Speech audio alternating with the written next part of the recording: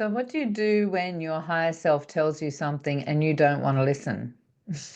Hi, my name's Elizabeth Eleanor, and I'm an intuitive empath that supports women to really attract the love of their life without the rejection of social dating and all the horrible things that can happen out there in that big wide world of craziness. When you're really wanting to magnetically and energetically attract your soulmate, it can be really noisy out there. So one of my superpowers is to support women and some men to attract their divine partner. The reason I do that is because I'm a magnetic mind coach, and I have been supporting women and some men over and over again for 27 years now in all different forms and shapes, from remedial massage, energetic massage and techniques, to past life regression, to now what I do is a process called recoding. I am the founder of the Ascendance Code, and what I do is I support people in general to recognize what's holding them back from their superpower, from their higher self and their intuition. And we release those codes that are getting in the way, that could be past lives, could be from childhood, could be from generational history, right? Something that's genetically a disposition from a trauma or a tragedy, or just an emotional response that's happened and is now stuck in the DNA, in the bloodline. So all of those things can hold you back from really discovering and experiencing your truth and your higher self wisdom, and really connecting in and aligning with all the things that are wonderful and ready, waiting for you on a soul level if you just let go, breathe, pause, and release all of that stuff that gets in the way. So, what do you do when you have something come through that you're not really interested in? I know that most people that I hear and most people that I know, they either ignore it, make excuses for it, completely deny that it even happened, or generally find that they don't believe that it was their higher self, and they say that it was some other part of them. But I've got a story for you, as I have been. This is this is day 16, I think, day 16 of 365 days of being on YouTube. And I've been telling all my stories, and I've still got some good ones shared, tucked away, ready for you. But I have had a really magical life because I've been I've had my doses of trauma like everybody else, and I've pushed through those, and also been on a journey of self-discovery and spiritual awakening. And I know a lot of people are in that process right now of waking up and wanting to know that there's more out there than what meets the eye. And so I'm coming on dedicated, nearly forgot today, to come on a regular basis and to share just the things that have happened to me, because you may be going through the same thing, and I want to support you on your journey to recognize that it's okay, to maybe help you start listening to your higher self that's giving you information, and to support you to really grow and ascend and to live outside of this muggle world and move into wizard world, or as I call it, Alice in Wonderland world, where you unplug from the matrix, right? I love all of those things all together, mess them all up. So here's my story, and something that a lot of people would not have done, but there was a beautiful ending to it.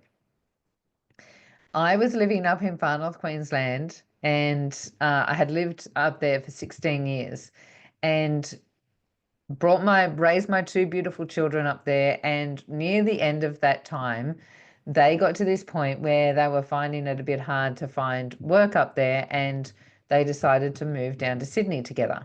So they were 17 and 18 years old. And for the first time in my whole life, I was not having to look after anyone except for a dog and a cat, right? And I was in bliss. I was super excited. I was living in this amazing house. It was tucked away It looked like it was in the rainforest because it was. I had this beautiful creek, this little trickling creek in my backyard, with rainforest all around. So I had 250-year-old kauri pines in the backyard, huge, beautiful, like orange colored bark. I had this beautiful ghost gum that would illuminate of a nighttime, a massive 20-year-old avocado tree in the front yard, mango trees scattered down the backyard, uh, golden bamboo down the backyard as well. I had a chook pen. I had, you name it. It was just stunning. In fact, I had a tree kangaroo that was a rare tree kangaroo and was the only area that it would be sighted. So whenever I saw it in the trees outside my house, I had to ring a special number because it was the only place in the whole of Australia that it would be sighted, right? So you can imagine I was living in bliss. Oh, the other thing, just to top it off, I was living in a house that had one of those beautiful resort type, old style, Bali type roofs, and the veranda or the balcony, what do you call that thing? The outside space was nearly as big as a house. So I had I had a lounge out there, and I had this massive table, and I had set up a single bed mattress out there with a fly screen, a mozzie net. And of a nighttime, I would sleep out there because this is in the tropics, right? So I would sleep out there of a nighttime in the summer, and I'd have fireflies hanging around. Like it was like I was in a fairy tale. It was stunning. It was so beautiful. And I had it for a whole year without anyone. But what happened was the kids leave and I feel like I'm in bliss, right? That the house I was in had a little granny flat down the back as well. I mean, you can't imagine how beautiful this house was. It was stunning. I was only renting. I should have bought it. Uh, and then all of a sudden, my higher self starts telling me I'm moving. Well, you can imagine what my reaction was. I'm like bloody hell, I'm moving. I'm not moving anywhere. I had a beautiful business that was going well. I had beautiful friends. Everything was going well, except I didn't have a partner. And one of the things up there that a lot of women my age were saying was, um, you know, it's hard to find someone up here, and someone that's decent. All the good ones have been taken, right? So anyway, I have this thing that my higher self tells me I'm moving, and I'm like, no, I'm not moving, right? But it just kept on going on and on and on for 6 months. 6 months. My higher self would say, you're moving, you're moving, you're moving, you're moving. And I was not listening.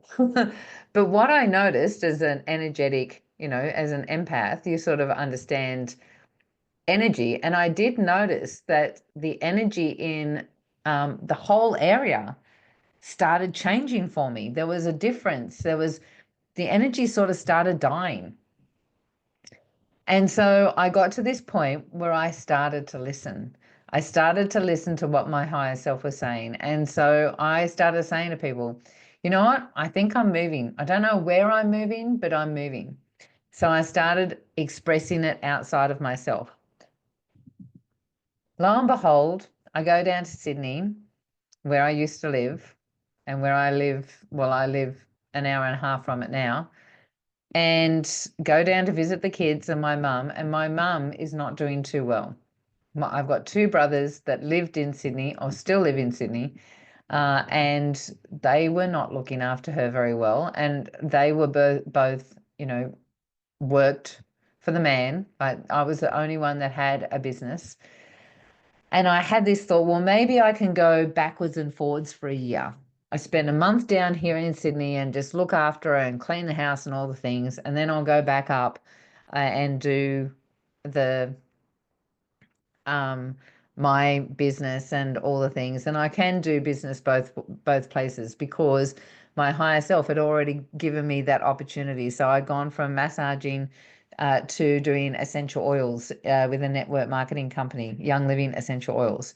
And so I was doing pretty well in that, and that gave me the opportunity to have freedom, right? And so I was able to do both in both places. So I went down, cleaned the house up, did all the things, and then went back. And the next time I went back down, it was like I'd never been there, and she was worse. And I realized that my higher self was telling me that I was moving to Sydney. And I went kicking and screaming, honestly. But I listened. I listened to my higher self because I know better. I know better than to not listen to what my intuition is telling me. So I listened to my higher self and I did what I was told. And I packed up my 16 years of life up in Far North Queensland and the beautiful house I was living. I pretty much sold everything. I just had a few things that I wanted to keep, and I moved down to Sydney. Now, that was the most challenging thing that I had done in years. It was very, very challenging. In fact, as I was driving down, I was on the outskirts of Sydney, and all of a sudden, my dad, I remember distinctly, I was sitting at a set of lights, and all of a sudden, I was aware that my dad was in my field, was present. And, he died when I was 15 years old. So, and I have communication with him whenever I want. But, being in my 40s at the time, it was not something that I did on a regular basis. So it was not, I was a bit surprised, what are you doing here, Dad, right? And he said to me, "This is going to be a lot more challenging than you think it is. And I'm just letting you know that I'm here for you." Great. Thanks, Dad. I've already started the process, right? So I moved down and and I'm not going to share the whole story because honestly, it was such a challenge to live with my mum again. She just went straight into victim mode. She stopped looking after herself as soon as I walked in the door, and she started trying to delegate my life again. And that was a bit challenging at 40 years old. And you can imagine also, here I was, not as successful as I wanted to be, but I definitely was doing really well for myself. And here I am, 40 years old, and I'm moving back in with my mother that looked like I was going to be there until she died in the house. So I'm like, I think I'm going to be a spinster in this place. I was so distraught. I really was. And I lasted 6 months. I lasted 6 months before I just could not handle it anymore. The things that were happening in the house, no one appreciated it. I'd cleaned up the whole house. The house was an absolute mess. I cleaned it up. All of a sudden, people were visiting her again because I was there and the house was clean and all the things. Everything was going well, and everyone was just taking from me and not appreciating anything I was doing. And I was running two businesses. So at this time, and I'll share this in another story. Actually, I'll do it tomorrow. At this time, I had moved from, I sort of stopped doing massage. I was still massaging just a couple of people that were down here, old school friends and things like that. But I was starting to move into, actually, not at this stage when I first got down there. I was just doing massage and the Young Living. Anyway, 6 months and I was out of there. I was like, oh my gosh, I can't do this anymore. What's really interesting, and I'll share the little pieces in between because there's some really great nuggets of magic in the middle of that. But for this particular video, I want to share that what was really interesting was I left after 6 months. I moved, 20 minutes down the road, had my space for a while, and then moved back in. And after a while, so I am talking like in June this year, so we're in January 2025 at the moment. In June this year, I will be 10 years since I've left, which is just crazy. It feels like it's just been so fast. I can't believe that it's been so long. I moved back in. I was looking after mum, and she actually had a heart attack. And she ended up being at my auntie's for about a year, and now is in a nursing home. And when she moved back to my auntie's, or when she moved to my auntie's from the hospital, I walked back into her house and went, what am I doing here? I don't want to live in Sydney, and I don't want to live in this. I was living in Blacktown, where I grew up, and I don't want to be here. So what am I doing? And I knew that I couldn't go back to far north Queensland. I knew that that time was over, even though I still call that my spiritual home. But I really loved the beaches and the rainforest and the waterfalls and, the country living and the eclectic people and the artistry and all of those things. I absolutely love that area and the energy of that area. And I'm like, what can I do to find that area again? But I wanted to do it, and I'm just putting my charger in. I wanted to do it to have that sort of space, but I knew that I couldn't move very far from mum. Well, lo and behold, I had met a guy on a dating app, and I had gone to his house, and he lived down south, and on the way, I saw these beautiful rolling hills. I'm like, oh my gosh, this area is like far north Queensland.